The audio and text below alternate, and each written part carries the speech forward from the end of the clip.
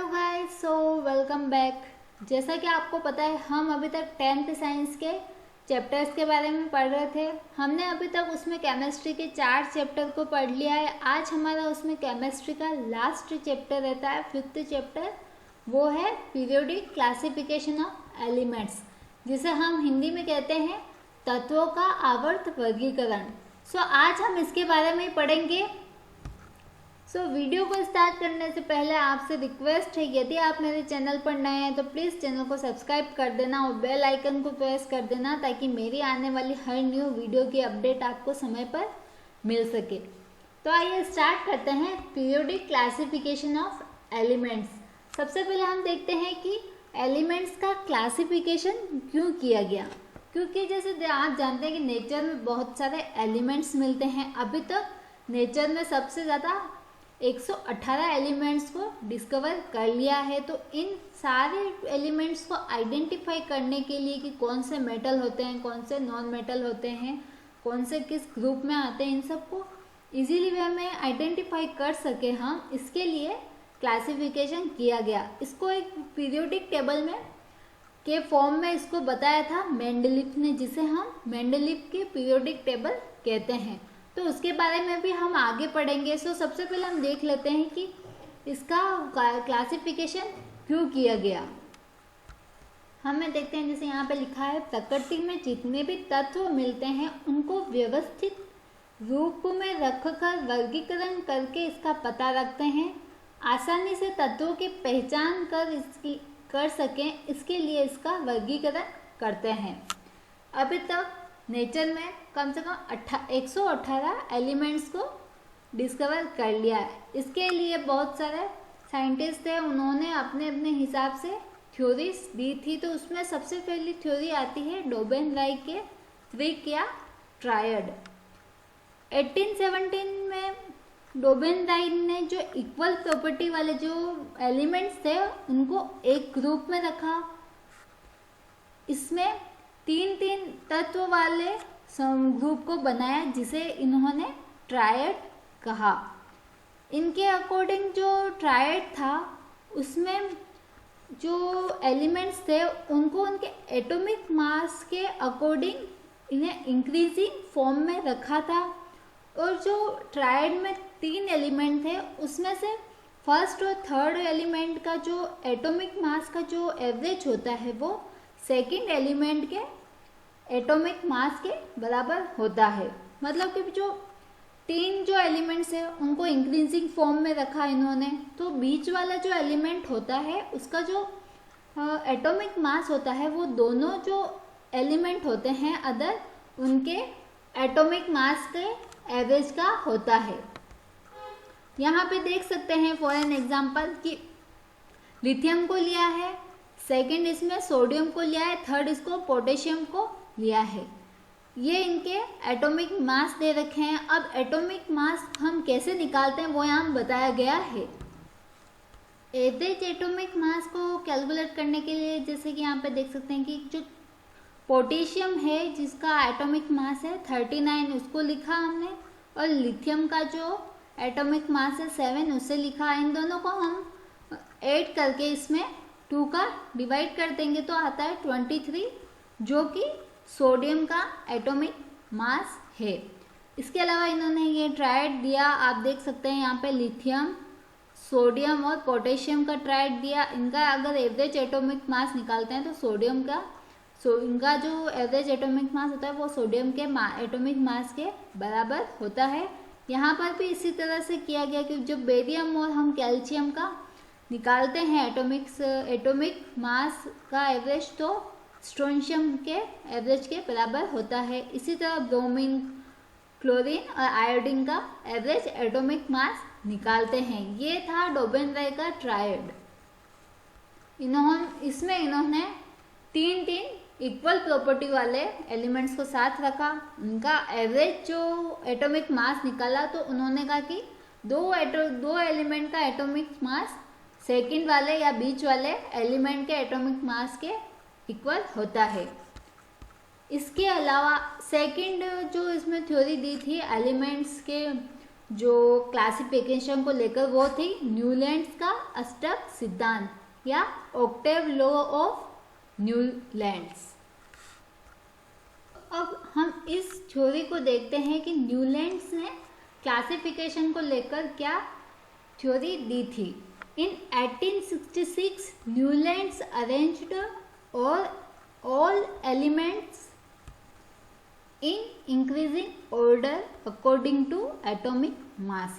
Newlands जो थे उन्होंने जो जितने भी एलिमेंट्स थे हाइड्रोजन से लेकर थोरियम तक जिनका एटॉमिक मास एटॉमिक नंबर जो था वो था 1 to 56, इन्होंने इन सभी एलिमेंट्स को इनके बढ़ते हुए एटॉमिक मास के अरेंजमेंट में रखा था। तो इन्होंने देखा कि जो इस टेबल में जब उन्होंने इनको पूरी तरह से सेट किया, अरेंज किया इन सारे एलिमेंट को, उन्होंने देखा कि जो हर एक 8वां एलिमेंट जो था उसकी जो प्रॉपर्टी थी वो पहले एलिमेंट के इक्वल थी। सो उनका कहने का मतलब था कि हर जो 8वें नंबर पे जो एलिमेंट होता है उसकी प्रॉपर्टी हर पहले एलिमेंट के बराबर होती है। तो उन्होंने इस लॉ को लॉ ऑफ ऑक्टेव्स कहा था। हिंदी में मैंने यहाँ लिख रखा है कि प्रत्येक 8वां तत्व गुणधर्म यानी उसकी प्रॉपर्टी में पहले तत्व के समान है। जैसे उन्होंने अरेंज किया सारे एलिमेंट्स को, तो उन्होंने देखा कि लिथियम जो था वो जब लिथियम को रखा तो वो सोडियम से इक्वल था और उसकी सोडियम जो 8वां नंबर पे आता है उसकी जो प्रॉपर्टी थी वो लिथियम से मिलती जुलती थी। इसी तरह जो बेरिलियम था वो मैग्नीशियम से, या मैग्नीशियम जो था बेरिलियम के इक्वल था उसकी प्रॉपर्टी। इनकी जो लिमिट्स देखते हैं, ये जो थे इनकी लिमिट्स थी कि ये ओनली कैल्शियम तक ही कैल्शियम तक ही अप्लाई हो सका, क्योंकि इसके बाद इनका जो एटॉमिक मास थे वो सेम नहीं हो पाते थे। सेकंड इसकी लिमिट होती थी वो है 56 तत्व के बाद मिलने वाले तत्वों पर यह सिद्धांत लागू नहीं होता, ये ओनली हल्के यानी लाइट एलिमेंट पर ही अप्लाई होता है। यहाँ पे आप देख सकते हैं, ये मैंने टेबल दे रखी है न्यूलैंड्स के ऑक्टेव्स की। यहाँ पे आप देख सकते हैं इन्होंने जो ऑक्टेव लो दिया था वो जो म्यूजिक के जो स्वर होते हैं सारे गामा पा ध सा इनको लेकर ये थ्योरी प्रपोज की थी। इसमें देख सकते हैं कि लिथियम जो था उसके बाद लिथियम जो फर्स्ट पे आता है, उसके बाद beryllium, boron, carbon, nitrogen, oxygen, fluorine और ये सोडियम। सोडियम जो था उसकी प्रॉपर्टी लिथियम से मिलती जुलती थी। इसी तरह सेकंड में भी जो मैग्नीशियम था 8वें नंबर पे उसकी प्रॉपर्टी बेरिलियम से मिलती जुलती थी। ये एलिमेंट के क्लासिफिकेशन को लेकर न्यूलैंड्स ने उनका ऑक्टेव लॉ दिया था।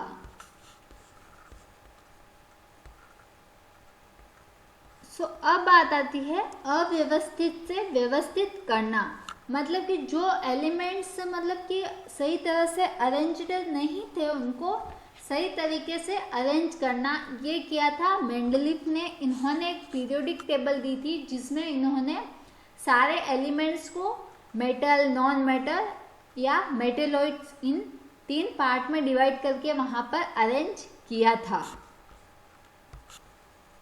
सारे एलिमेंट्स को क्लासिफाई करने का जो क्रेडिट था वो मेंडलीफ को जाता है। इन्होंने सारे एलिमेंट्स को इनकी फंडामेंटल प्रॉपर्टी, उनके जो एटॉमिक मास थे, उनकी केमिकल प्रॉपर्टी थी, इनके बेस पे उन सारे एलिमेंट्स को इन्होंने अरेंज किया था।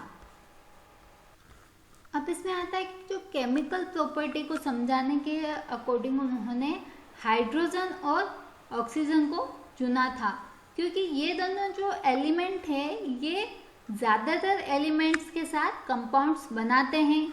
जैसे इसमें ऑक्सीजन जो होता है वो ऑक्साइड बनाता है, वो हाइड्राइड जो होता है वो हाइड्रोजन जो होता है वो हाइड्राइड बनाता है। इन दोनों को इन्होंने उन एलिमेंट के क्लासिफिकेशन के लिए चूज किया था। इन्होंने क्या किया कि जो एलिमेंट्स थे उनको जब ऑक्सीजन से जो ऑक्साइड बनते हैं और हाइड्रोजन से जो हाइड्रेट बनते हैं, उनको इन्होंने एलिमेंट्स के क्लासिफिकेशन के लिए एक बेसिक प्रॉपर्टी माना। उन्होंने क्या किया कि उन्होंने सबसे पहले तो 63 कार्ड लिए, उन्होंने उन पे अलग अलग कार्ड पे अलग अलग एलिमेंट के जो प्रॉपर्टीज थी उन सबको लिख दिया, और जो इक्वल प्रॉपर्टी वाले जो एलिमेंट्स थे उनको उन्होंने अलग किया और अलग से दीवार पर टांग दिया। उन्होंने देखा कि बहुत सारे जो एलिमेंट्स थे इक्वल प्रॉपर्टी वाले, उन्होंने पीरियोडिक टेबल में अपनी जगह ले ली। उसके बाद उन्होंने क्या किया कि जो उन्होंने ये भी देखा कि जो उन्होंने जब उन सारे एलिमेंट्स को इंक्रीजिंग ऑर्डर में रखा उनके एटॉमिक मास के अकॉर्डिंग, तो वो सारे उसमें से अरेंज तो हो गए, बट जो उन्होंने ये भी नोटिस किया जो equal physical and chemical property वाले जो एलिमेंट्स थे वो एक फिक्स्ड इंटरवल के बाद वापस से रिपीट हो रहे थे। सो इन्होंने इसी बेस पे एक पीरियोडिक टेबल बनाई थी, जिसको इन्होंने मेंडलीव की पीरियोडिक टेबल कहा। इनमें जो वर्टिकल कॉलम होते हैं उसको समूह या ग्रुप कहा, एंड हॉरिजॉन्टल जो रो होती है उसको इन्होंने आवर्त कहा। इसमें आर जो होता है वो कि हम देखेंगे आगे पूरी टेबल को कि जो उसमें आर होता है वो ग्रुप की किसी भी एलिमेंट को रिप्रेजेंट करता है। अब हम इसकी अचीवमेंट्स को देखते हैं कि इनकी जो पीरियोडिक टेबल थी उनकी अचीवमेंट क्या क्या थी। इसमें फर्स्ट आता है कि अधिक जो मास वाला जो तत्व है वो कम एटॉमिक मास वाले तत्व के पहले रखना पड़ा। देन इसमें सेकंड जो था वो था कि पीरियोडिक टेबल में कुछ स्थान मतलब कुछ इन्होंने ब्लैंक्स छोड़ दिए थे, ताकि अगर मान लीजिए अगर न्यू एलिमेंट की डिस्कवरी होती है तो बाद में उनको वहाँ पर रख सके। सो उस ग्रुप में इन्होंने क्या किया कि उनसे पहले जो ब्लैंक्स छोड़े, उनसे पहले आने वाले जो एलिमेंट्स है उसमें इन्होंने ए का सफिक्स लगा दिया, ताकि उन तत्वों के स्थान की पहचान हो सके। जैसे कि देख सकते हैं कि जो स्केडियम, गैलियम, ये जो है एलिमेंट्स बाद में डिस्कवर हुए थे, तो इनसे पहले आने वाले जो एलिमेंट्स थे उनके आगे जैसे एका बोरोन, एका एल्यूमिनियम, इनको इस एका लगाकर वहाँ पर अरेंज कर दिया। यहाँ पे देख सकते हैं कि जो प्रॉपर्टी दी गई है एका एल्यूमिनियम और गैलियम की। अब एटॉमिक मास की बात करते हैं तो एका एल्यूमिनियम का एटॉमिक मास होता है 68 एंड गैलियम का जो होता है वो होता है 69। सो इसी तरह से उन्होंने यहाँ पर नए एलिमेंट जो डिस्कवर किए उनको यहाँ पर अरेंज कर दिया। इनका ऑक्साइड जो फॉर्मूला होता है वो होता है EKA, मतलब EA2O3। यहाँ पे E इसलिए लगा क्योंकि एका इसको रिप्रेजेंट कर रहा है, और गैलियम का जो ऑक्साइड बनाएगा वो Ga2O3, क्लोराइड अगर बनाता है वो Cl3, और गैलियम का जो एलिमेंट है वो अगर क्लोराइड में कोई कंपाउंड बनाता है वो होता है GaCl3। गैसों का बाद में पता चला था। इसमें थर्ड पॉइंट है जो गैस जो होती है उनको बाद में डिस्कवर किया, तो उन्होंने इनको अलग ही ग्रुप में रख दिया था। यहाँ पे मैं आपको पीरियोडिक टेबल बताती हूँ। ये पूरी पीरियोडिक टेबल दे गई है, इसमें इन्होंने 8 ग्रुप में इनको डिवाइड किया, और यहाँ पे ये आवर्त इस साइड बताए गए। इसमें जो ऑक्साइड और हाइड्राइड के ग्रुप मतलब कंपाउंड्स बताए गए हैं कि ऑक्साइड कौन से कंपाउंड्स बनाएगा एंड हाइड्राइड कौन से कंपाउंड बनाएगा। यहाँ पे R जो है वो किसी ग्रुप को रिप्रेजेंट करता है। यहाँ पे देख सकते हैं हीलियम को लिथियम, बेरिलियम, सोडियम, इनको यहाँ पर रखा गया। एंड इसमें यहाँ पे स्कैंडियम, टाइटेनियम और गैलियम, इन सब से पहले जो एलिमेंट आ रहे थे वहाँ पर इन्होंने एका उपसर्ग या सफिक्स लगाया, जिससे इसके बाद आने वाले एलिमेंट्स को आइडेंटिफाई करके यहाँ पर रख सके। मेंडलीव की पीरियोडिक टेबल के उसको बनाने के बाद, उसकी अचीवमेंट के बाद कुछ लिमिटेशंस भी थी। उसमें फर्स्ट लिमिटेशन थी, इसकी फर्स्ट जो लिमिटेशन आती है वो है हाइड्रोजन का इलेक्ट्रॉनिक विन्यास एल्केलाई जो मेटल होती है उससे मिलता जुलता है। उसी तरह जो मतलब हाइड्रोजन जो है वो हेलोजन, ऑक्सीजन और सल्फर इनके साथ सिमिलर फॉर्मूले की कंपाउंड्स बनाती है, जैसे कि HCl है, H2O एंड HOS। जो एल्केलाइन मेटल है वो इन क्लोरीन, ऑक्सीजन, सल्फर के साथ जिस तरह से जो कंपाउंड बनाती है, उसी तरह की हाइड्रोजन भी इन सब के साथ एक सिमिलर कंपाउंड बनाता है। सेकेंड इसकी लिमिटेशन वो आती है, वो है हाइड्रोजन भी हेलोजन की तरह डाई एटॉमिक मॉलिक्यूल बनाते हैं। देन थर्ड आता है कि हाइड्रोजन को पीरियोडिक टेबल के सही स्थान दे पाई, ये इसकी कमी थी। सही स्थान नहीं दे पाई, सॉरी, जो इसकी कमी थी। देन फोर्थ इसका पॉइंट आता है तत्वों के वर्गीकरण के बाद समस्थानिकों का पता चला। समस्थानिक मतलब आइसोटोप। यहाँ पे इसकी डेफिनेशन दी गई है कि जिनकी केमिकल प्रॉपर्टीज जो होती है वो इक्वल होती है, बट जो एटॉमिक मास जो होते हैं वो अलग अलग होते हैं। फॉर एन एग्जाम्पल हाइड्रोजन के आइसोटोप्स यहाँ पे दिए गए। हाइड्रोजन के 3 आइसोटोप्स है, protium, deuterium and tritium. Protium में एक प्रोटॉन होता है एंड एक इलेक्ट्रॉन होता है उस न्यूक्लियस मतलब पूरे एटम में। देन ड्यूटेरियम में एक प्रोटॉन होता है, एक न्यूट्रॉन होता है एंड एक इलेक्ट्रॉन होता है। एंड ट्रिटियम में एक प्रोटॉन होता है, 2 न्यूट्रॉन होते हैं एंड एक इलेक्ट्रॉन होता है। एटॉमिक मास जो होता है वो होता है number of proton plus number of neutron. इससे इसको कैलकुलेट किया जाता है। यहाँ पे देख लीजिए, हम यहाँ पे तीनों हाइड्रोजन के जो आइसोटोप्स है उनके यहाँ पे डायग्राम दिए गए हैं। ये है प्रोटियम, सेकंड आता है ये deuterium and third is tritium. So अब यहाँ पे बात आती है मॉडर्न पीरियोडिक टेबल।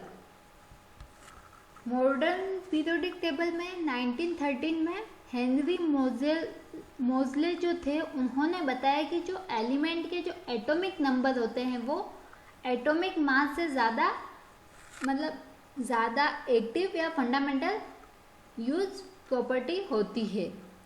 देन यहाँ पे देख सकते हैं कि जो इसका जो पीरियोडिक टेबल का पेज था वो है तत्वों के गुण उनकी परमाणु संख्या का आवर्त फलन होते हैं। मीन्स जो प्रॉपर्टी होती है एलिमेंट्स की वो पीरियोडिक फंक्शन के उनके एटॉमिक नंबर के आवर्त फलन मतलब कि क्या कह सकते हैं, फंक्शन के इक्वल होती है या फंक्शन होता है। यहाँ पे देख सकते हैं कि पीरियोडिक न्यू पीरियोडिक टेबल दी गई है। ये S P D F 4 shell में इनको मतलब डिवाइड किया है। इसमें यहाँ पे देख सकते हैं कि ये जितने भी हैं इस टाइम ये सारी मेटल है, ये नॉन मेटल आती है, और ये बीच वाली जो आती है कहीं पर वो होती है मेटेलॉइड्स। मॉडर्न पीरियोडिक टेबल में हाइड्रोजन को जगह मिल गई थी। ये पूरी जो है पीरियोडिक टेबल है, इसमें कुछ जो मेटल्स होती है मतलब कुछ एलिमेंट्स जो होते हैं वो तो ना पूरी तरह से मेटल होते हैं ना पूरी तरह से नॉन मेटल होते हैं, तो ये बीच में आते हैं दोनों मेटल नॉन मेटल के, जिसे हम मेटेलॉइड्स कहते हैं।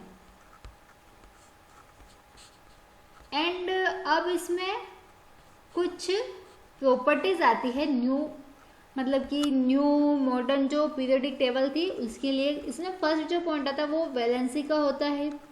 वैलेंसी को इसमें ध्यान रख के एलिमेंट्स को रखा। देन सेकंड इसमें एटॉमिक साइज को भी ध्यान में रखा। मेटेलिक एंड नॉन मेटेलिक पे इनको भी बेस में रख के इसको मतलब कि एलिमेंट्स को पीरियोडिक टेबल में इन्हें अरेंज किया। और जो उस पीरियोडिक टेबल में एक जिगजैग लाइन जो होती है वो शो की गई है, जो मेटल को नॉन मेटल से अलग करती है। और इनकी जो बॉर्डर लाइन पे कुछ एलिमेंट्स हैं जैसे boron, silicon, germanium, arsenic, antimony, tellurium and polonium, ये जो थे वो इंटरमीडिएट होते हैं, जो मतलब मेटल और नॉन मेटल दोनों की प्रॉपर्टी को शो करते हैं। सो इसीलिए हम इसे सब मेटल या मेटोलाइट कहते हैं। यहाँ पे फिर एक और प्रॉपर्टी है कि मेटल जो होती है वो इलेक्ट्रो पॉजिटिव होती है, उनका नेचर जो होता है वो इलेक्ट्रो पॉजिटिव होता है, क्योंकि ये बॉन्ड जब बनाती है तब ये इलेक्ट्रॉन खो देती है। और जो नॉन मेटल होते हैं वो इलेक्ट्रो नेगेटिव होते हैं, क्योंकि जब ये बॉन्ड बनाती है वो तो ये इलेक्ट्रॉन को गेन कर लेते हैं। So thank you so much. आज ये हमारा चैप्टर था केमिस्ट्री का, जो 10th साइंस का, वो आज यहीं ख़त्म होता है। नेक्स्ट वीडियो में मैं अब 10th साइंस के ही बायो के चैप्टर्स पढ़ाऊंगी। सो वीडियो को देखना जरूर, और अगर आपको ये वीडियो पसंद आई हो तो प्लीज़ लाइक कर दीजिएगा और चैनल को सब्सक्राइब कर दीजिएगा। Thank you so much.